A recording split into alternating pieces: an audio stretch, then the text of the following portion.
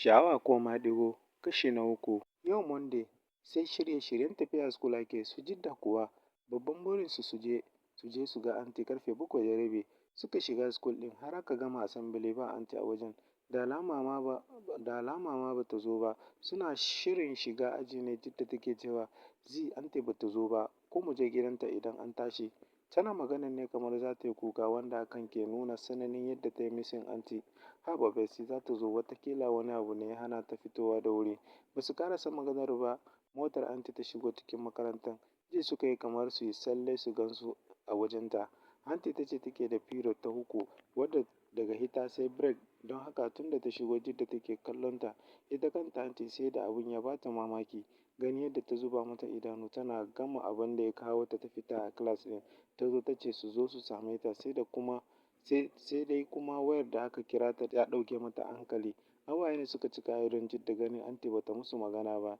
Zee anty ran nan fa ce mana tana son mu amma kin ga yanzu ta yi mana banza kamar bata gan mu ba kuma wallahi ni da gaske ina son ta. Haba Bestie meye kuma na hawaye so kike hankalin 'yan class ɗin ya dawo kanmu ne?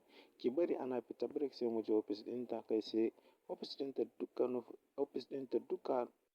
Office ɗinta suka nufa lokacin akwai wasu student a ciki don haka suka tsaya daga bakin kofa sai da suka fita sannan suka shiga cike da fargaba abin da za ta ce musu. Tasowa ta rungume su cikin jin daɗi. Ganin su fuskar Jidda ta kalla ta ga alamar ta yi kuka cike da nuna kulawa da take tambayar su abin da ya sa ta kukan. Baby me ya faru na ga hawaye a idonki? Wa kuma ya dake ki? Anty ba ke ce kika ki mana magana ba? Jidda ta faɗa hawaye ne yake biyo mata kuncinta. Ayya sorry baby na wallahi kiran da aka min ne ya ɗauke min hankali amma ai kin san I love you ko? Da sauri Jidda ta ɗaga mata kai tana ƙara rungumanta. Shafa kan Zee ta yake yi kamar ta ce ba ku ci abinci ba?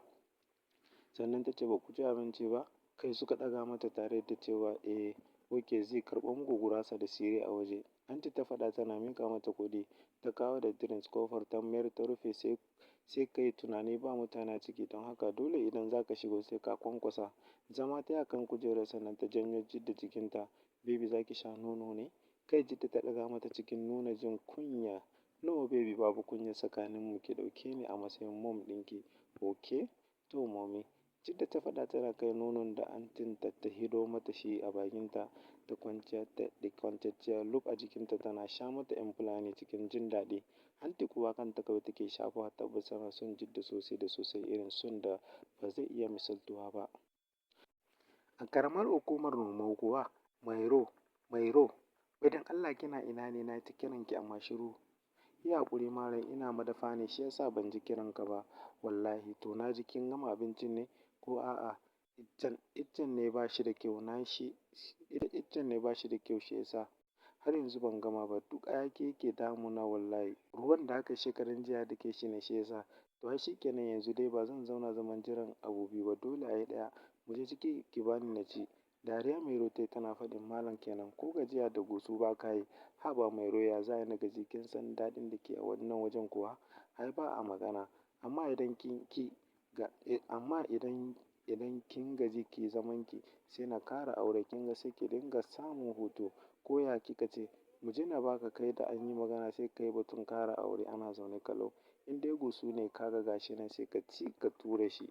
Malam Bala da Mairo kuwa tuni an sunduma duniyar daɗi gaba ɗaya ba abin da ke tashi a cikin ɗakin banda nishinsu kamar masu dambe. Malam sai gurnani yake kamar zaki na gabar mutuwa. Mairo juya min ki min guhu da yanayin yana min daɗi sosai. Ai kuwa nan da nan ajiye Mairo ta kafa masa guhu saboda ba ta son maganar kishiya. Ta bayansa ya fara zungura mata yana ango guzun nan. Wayyo malam ga su nan ya yi jajawur. Ai kuwa nan da nan Mairo ta ƙara rikicewa da hannayensa yadda yake sarrafa mata 'yan Fulani. Wayyo malam daɗi wayyo yana kai min har wajen gunsi. Wash malam buga min jela zan mutu na bar daɗi. Ai kuwa jin yadda gaba ɗaya Mairo ta rikice yadda malam ya sa malam daga katuwar zarmalon nan ya danna mata yana guza mata tare suka fara faɗin wash wayyo jin yadda abin ya kai musu yadda suke buƙata. Nan da nan malam ya dage sai bugawa yake da ƙarfi yana buga marƙe yadda ya kamata. Gaba ɗaya sun rikita ɗakin da surutun daɗi wanda za a ce wanda za a ce su faɗi abin da suke cewa ba za su iya faɗa ba. Style kala kala suka yi malam, a rigingine ne, a ƙasa ne, a ina ne, a ko ta ina ya ringa mata marke ta yadda ya kamata. Ya ringa mata marke a cikin ƙoramon nan. Ta ci gaba da Mairo kar ki bari daɗi. Wayyo zan bar miki gona ta. Wosh Mairo wayyo wayyo daɗi. Kulkinsu kawai ya ringa zanƙaɗa mata. Ya ringa zanƙaɗa mata. 'Yan Fulani kuwa yana nan yana sarrafa shi yana mata shan minti. Allah ya sa inna tana bayi. Na ajiye mata aikan na gudu, idan ba haka ba na san sai ta dake ni. Duk wannan maganar da Indo take tana ne bayan ta laɓe a soro tana hangen tsakar gidan.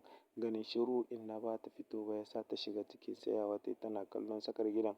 Ba inna ba alamarta. Ɗakin girki ta shiga, nan ma dai ba inna. To ina kuma inna ta yi ne? Indo ta faɗa ta riƙe kugu. Kayan miyan da inna ta aika ta siyowa ta aje ta nufi wani ɗaki da daidai bakin ƙofar ta jiyo muryar baba yana faɗin, Mairo kin kashe ni da daɗi wayyo. Wayyo Mairo. Malam daɗi. Wayyo malam. Buga min malam wayyo daɗi. Da sauri Indo ta dawo wajen windo ɗakinta tana faɗin sun fara. Kujerar da ke wajen ta take tana buɗe labulen taga sannan ta leƙa kanta.